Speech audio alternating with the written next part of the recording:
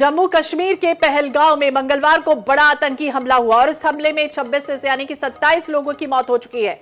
घायलों को अस्पताल में भर्ती करा दिया गया है। आतंकियों ने चुन चुनकर पर्यटकों को अपना निशाना बनाया।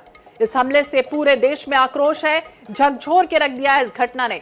आतंकियों को पकड़ने के लिए सर्च ऑपरेशन लगातार चलाया जा रहा है। एनआईए की टीम आज हमले की जांच के लिए पहलगांव पहुंची है। देखिए 4 तस्वीरें। प्रधानमंत्री नरेंद्र मोदी सऊदी अरब का 2 दिन का दौरा बीच में छोड़कर दिल्ली पहुंच चुके हैं। आतंकी हमले के बाद सरकार एक्शन मोड में आ चुकी है।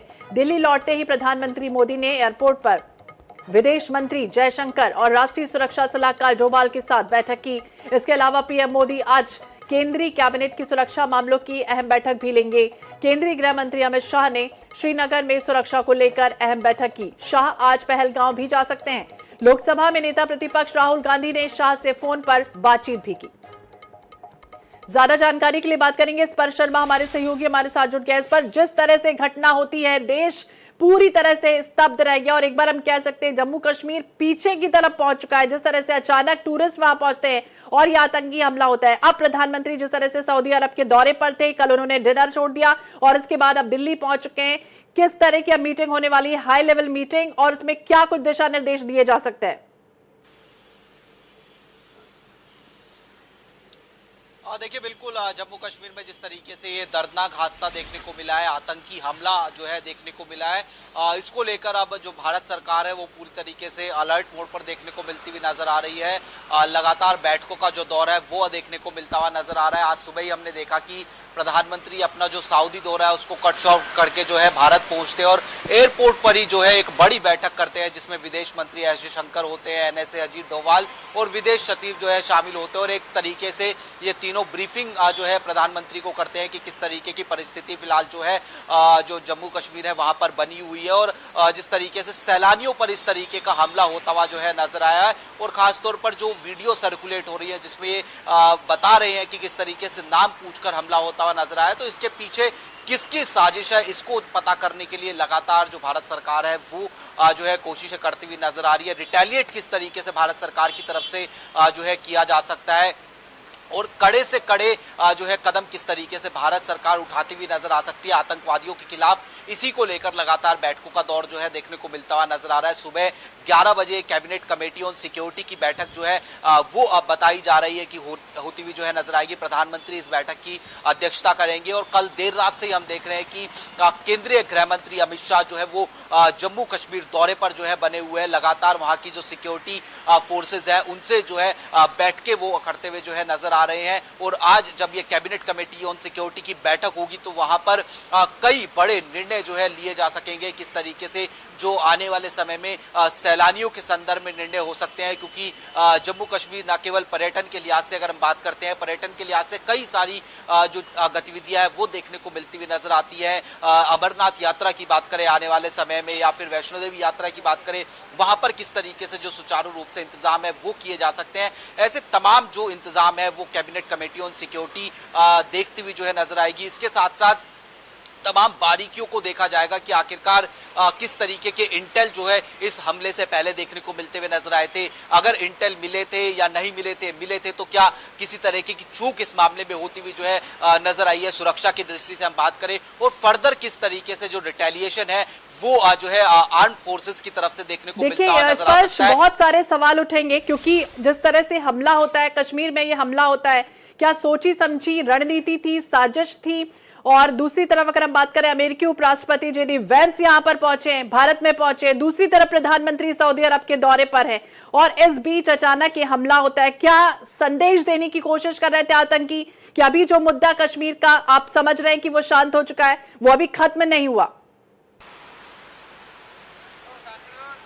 देखिए बिल्कुल निश्चित तौर पर जिस तरीके से यूएस के जो उपराष्ट्रपति है वो भारत दौरे पर बने हुए हैं, इस बीच प्रधानमंत्री जो है यूएई पहुंचते हैं और जिस तरीके से पूरा जो हमला जो है कश्मीर में और आम पर्यटकों को जिस तरीके से इस बार निशाना सीधे तौर पर बनाया गया है, ये कहीं ना कहीं जो है दर्शाने की कोशिश थी आतंकवादियों की तरफ से कि जो पूरा जो कश्मीर का मसला है वो जो है पूरी तरीके से खत्म नहीं हुआ है।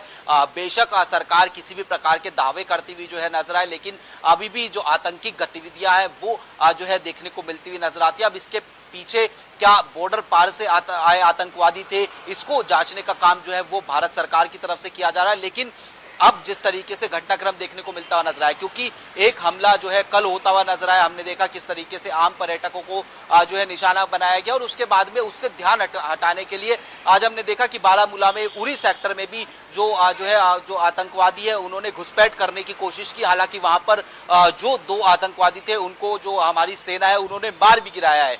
तो ऐसे में लगातार जो आतंकवादियों के खिलाफ जंग है वो भारत सरकार जो है लड़ती हुई नजर आ रही है। लेकिन जिस तरीके से ये कायराना हमला आतंकवादियों की तरफ से आम सैलानियों पर किया गया है, ये कहीं ना कहीं एक बड़ा जो झटका है वो देश के लिए है और देश अब इसको जो है ना भूलकर रिटेलिएट किस तरीके से करेगा, वो जो कैबिनेट कमेटी ऑन सिक्योरिटी की बैठक होगी उस पर बेहद ज्यादा निर्णय जो है देखने को मिलते हुए नजर आएंगे। तो बिल्कुल स्पष्ट जवाब तो जरूर दिया जाएगा। और जिस तरह से ये हुआ, अमरनाथ यात्रा के लिए एक तरफ देखें तो बर्फ हटाने का काम शुरू हो चुका था, क्योंकि 3 जुलाई से अमरनाथ यात्रा शुरू होने वाली है। ये वो इलाका जहां पर पहलगांव में कल आतंकी हमला होता है और अब सुरक्षा व्यवस्थाओं के मद्देनजर अगर देखें तो कहीं ना कहीं ट्रेन को लेकर भी कहा जा रहा था कि वो शुरू होने वाली है और यही वजह है कि एक तरह से कोशिश की है आतंकियों ने यहां पर घुसपैठ करने की।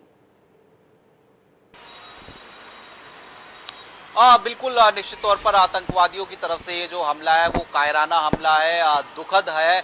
जिस तरीके से कई जो देशवासी हैं उनकी जान जो है जाती हुई नजर आई है। कई ऐसे जो सिविलियन थे, जिसमें हम बात करें वो घूमने जो है पर्यटन के लिहाज से जम्मू कश्मीर जो है गए थे, उसमें हरियाणा के सिविलियन की बात करें वो जो है आर्म फोर्स में भी देखने को मिलते हुए नजर आते थे। इसी तरीके से हमने देखा कि छत्तीसगढ़ के कारोबारी की हत्या जो है वो जो है आतंकवादियों ने जो है कर दी। ऐसे में घाटी में जो है जिस तरीके से धारा 370 हटने के बाद जो है लगातार चीजें डेवलप होती हुई जो है नजर आ रही थी, पर्यटन के लिहाज से टूरिस्ट जो है ज्यादा पहुंचते हुए नजर आ रहे थे, उसको एक बड़ा सेटबैक जो है अब कहीं ना कहीं लगता हुआ नजर आएगा। क्योंकि हम देख रहे थे कि पिछले लंबे समय से जो सिविलियन थे यानी कि जो पर्यटक थे उन पर जो है हमला नहीं होता था, जो आर्म फोर्सेस थी उन पर जो है जरूर हमला किया जाता था। लेकिन ये जिस तरीके का बड़ा हमला जो है सिविलियंस पर किया गया है, जिसमें 26 जो ऑफिशियल आंकड़ा निकलकर सामने आया, हालांकि 28 ये आंकड़ा जो है पहुंच चुका है, जो सूत्र जानकारी दे रहे हैं।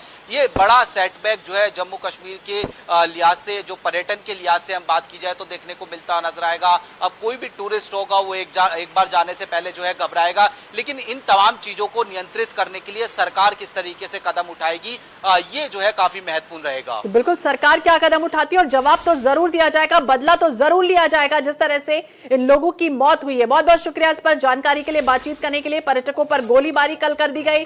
दिल्ली में हाई लेवल मीटिंग होने वाली है और आतंकी जिस तरह से इस तरह की नाकाब कोशिश उन्होंने की है, देखना होगा क्या कुछ होता है और हाई लेवल मीटिंग के बाद ही फैसला होगा।